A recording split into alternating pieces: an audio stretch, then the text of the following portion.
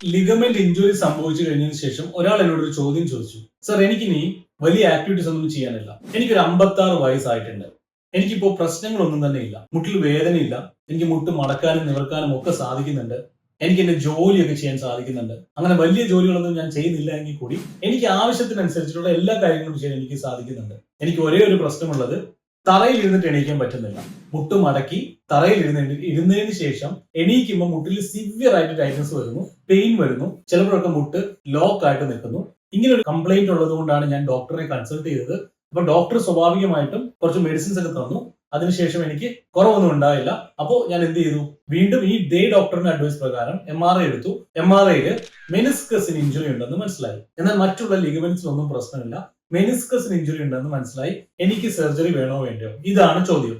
ഇവിടെ സർജറി വേണോ വേണ്ടയോ എന്ന് തീരുമാനിക്കുന്നത് ഒരിക്കലും MRIയിൽ കാണുന്ന ടീർ വെച്ചിട്ടല്ല. ക്ലിനിക്കൽ കോറിലേഷൻ, നിങ്ങൾക്ക് ഇപ്പൊ പറഞ്ഞിരിക്കുന്ന ഞാൻ ഈ പറഞ്ഞ കംപ്ലൈന്റ്സ് ഒക്കെ നോക്കും. അതനുസരിച്ചിട്ടുള്ള ബുദ്ധിമുട്ട് തന്നെയാണോ MRIയിൽ ഉള്ളതെന്ന് നോക്കും. ഇനി അതെ എന്ന് കൺഫേം ആയി വന്നു കഴിഞ്ഞാൽ എന്താണ് ഫ്യൂച്ചർ കോംപ്ലിക്കേഷൻസ്? ഇവിടെ 55 വയസ്സ് അല്ലെങ്കിൽ 56 വയസ്സിന് മുകളിലേക്ക് എന്താണ് ആ കോംപ്ലിക്കേഷൻസ്? കോമൺ ആയിട്ട് തേയ്മാനം ഉണ്ടാകാനുള്ള ചാൻസസ് കൂടുതലാണ് അല്ലെ? അപ്പൊ ഈ തേയ്മാനത്തിന്റെ അളവ് കൂടുതലായിട്ട് കാണുന്നുണ്ടെങ്കിൽ അവിടെ നമ്മൾ സർജറി റെക്കമെൻഡ് ചെയ്യും. പക്ഷെ അപ്പോഴും പ്രശ്നമുണ്ട്, സർജറിക്ക് ശേഷവും തേയ്മാനം വരാനുള്ള ചാൻസ് ഉണ്ടെന്ന് സ്റ്റഡീസ് പറയുന്നുണ്ട്. അപ്പോൾ എപ്പോഴും നോക്കുന്നത് ഫംഗ്ഷൻ ആണ്. എത്രത്തോളം ഫംഗ്ഷൻ ഇപ്പൊ പറ്റുന്നുണ്ട്. സർജറി ചെയ്തതിനു ശേഷം ഇപ്പൊ പറയുന്ന പകുതി കാര്യങ്ങളും ആൾക്ക് ചെയ്യാൻ പറ്റിയില്ലെങ്കിൽ എന്തായിരിക്കും സിറ്റുവേഷൻ? ഇപ്പോൾ ഉള്ള ഏറ്റവും വലിയ പ്രശ്നം എന്ന് പറയുന്നത് തറയിൽ ഇരുന്നിട്ട് എണീക്കാൻ പറ്റുന്നില്ല, അതിനൊരു ബുദ്ധിമുട്ടുണ്ടെന്നാണ്.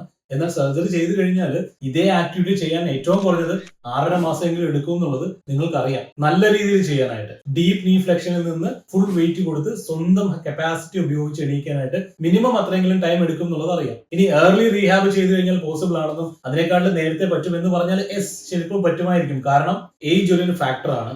ഏജ് വെച്ചിട്ട് കുറച്ചും കൂടി യങ്ങർ ആക്ടിവിറ്റി ചെയ്യുന്ന അഡൽസിന് ചിലപ്പോൾ കുറച്ചും കൂടി നേരത്തെ പറ്റുമായിരിക്കാം. പക്ഷെ ജനറലൈസ് ചെയ്ത് പറയുമ്പോൾ ഇങ്ങനെ പറയാൻ സാധിക്കൂ. അപ്പോ ഞാൻ ചോദിക്കുകയാണ്, സർജറി ചെയ്തതിന് ശേഷം ഈ ആക്ടിവിറ്റി ചെയ്യാമെന്നുള്ള പ്രതീക്ഷയിൽ സർജറി ചെയ്ത് കഴിഞ്ഞിട്ട് ഈ ആക്ടിവിറ്റി ചെയ്യാൻ സാധിച്ചില്ലെങ്കിലോ? അപ്പൊ പിന്നെ സർജറി ചെയ്തത് എന്തിനു വേണ്ടിയാണ് എന്നൊരു ചോദ്യം വരില്ലേ? അപ്പൊ എപ്പോഴും മനസ്സിലാക്കേണ്ടത്, സർജറിയെ പറ്റി നമ്മൾ ഡിസ്കസ് ചെയ്യുന്ന സമയത്ത് ഇഞ്ചുറി, അതുപോലെ തന്നെ MRI findings, possible complications, return to activities, എന്താണ് ബേസിക് ഗോൾ, ഇതൊക്കെ മനസ്സിലാക്കി കറക്റ്റ് ആയിട്ട് വേണം സർജറി വേണോ വേണ്ടോ എന്ന് തീരുമാനിക്കാനായിട്ട്. ഇല്ലെങ്കിലോ എന്തിനാണ് സർജറി ചെയ്തതെന്ന് പോലും അറിയാതെ സർജറിക്ക് ശേഷം സർജറിക്ക് മുമ്പ് എനിക്ക് ചെയ്യാൻ പറ്റിയിരുന്ന കാര്യങ്ങൾ പോലും ചെയ്യാൻ പറ്റുന്നില്ല എന്ന് പറഞ്ഞ കുറെ അധികം ആളുകളെ എനിക്കറിയാം. ഇവരൊക്കെ എന്നോട് പറഞ്ഞിരിക്കുന്നത് ഒരേ സ്റ്റോറിയാണ്. അപ്പോൾ പ്രത്യേകം മനസ്സിലാക്കുക, ആവശ്യമുണ്ടെങ്കിൽ മാത്രം നിങ്ങൾ സർജറി ചെയ്യാനുള്ള തീരുമാനം എടുക്കുക. ഈ തീരുമാനം എടുക്കാനായിട്ട് നിങ്ങളെ സഹായിക്കാൻ ഞങ്ങൾക്ക് സാധിക്കും.